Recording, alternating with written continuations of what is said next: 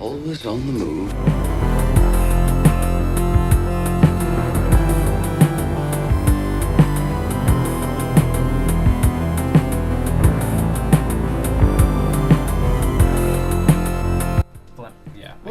I thought Thor was much better, and like you were saying with Ragnarok, man, the jokes were coming way too fast and too ferociously.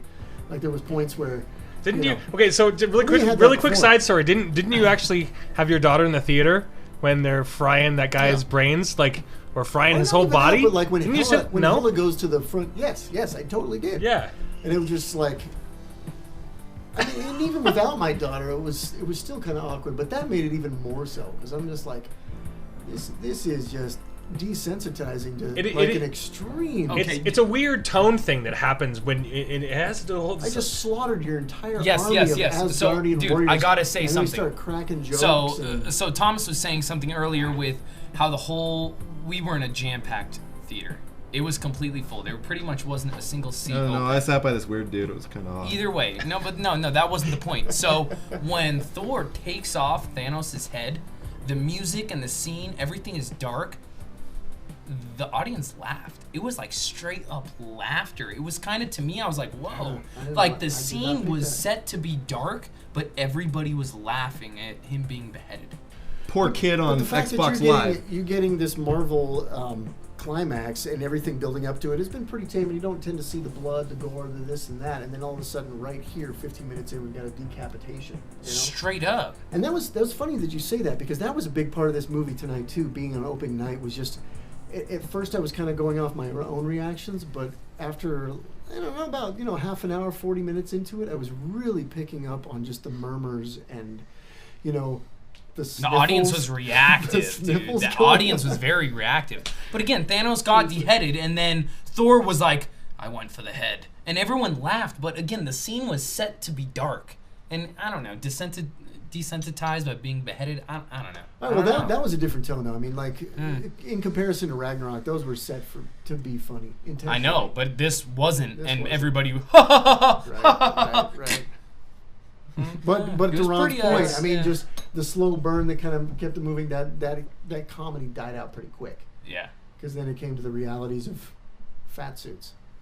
Well, and then but you don't see exactly how badly it's affected Thor. Like, he's drunk and fat now, but he's still joking around. As the movie progresses. But then when he's talking to his mom, you see exactly how bad it is, and you're just like, oh. No, the moment he says Thanos' name, Hulk Banner, when he's like, we have a way to stop Thanos, and he immediate we don't say that name. Yeah, we don't. But everybody goes through serious turmoil and conflict. It seems like they show that experience for each hero in some way or another, having either lost somebody whenever Thanos, snapped his fingers in the first place, or after the fact. Everybody's going through some kind of loss. So there is a serious tone. I gotta say, that is probably one of the best things that Marvel does with these guys, is there's a stake in it for everybody. Yeah. And I really do. And the mourning could be easily overdone, but I think it could have been easily overdone. But it wasn't. But I think it was too that...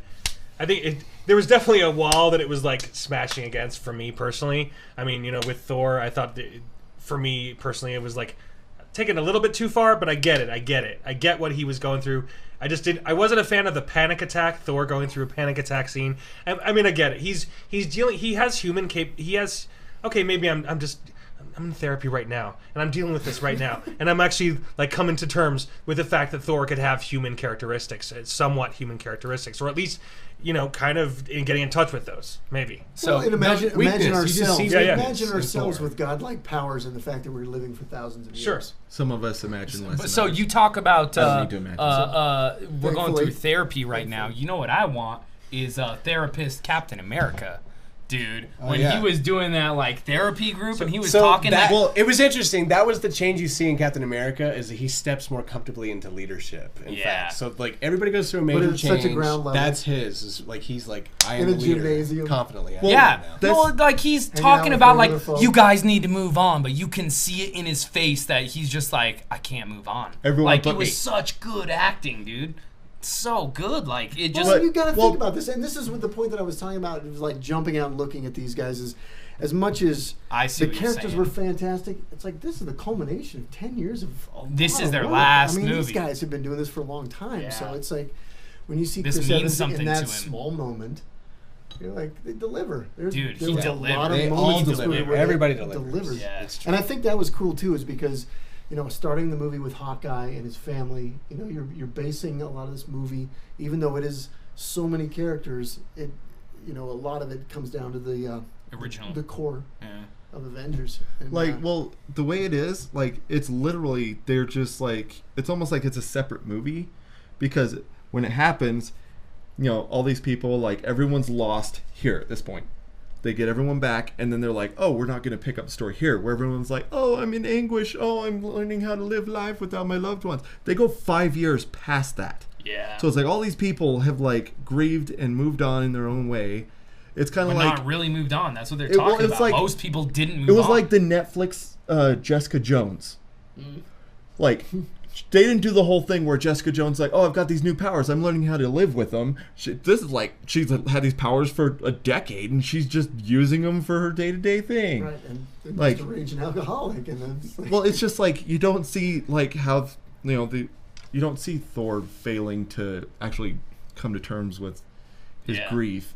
You see him just getting fat. Like, he's also fat. or the fact that he's And- he's basically the king of Asgard, and not only does he have to deal with his own grief, but the grief of all of his people who are parked on his front lawn.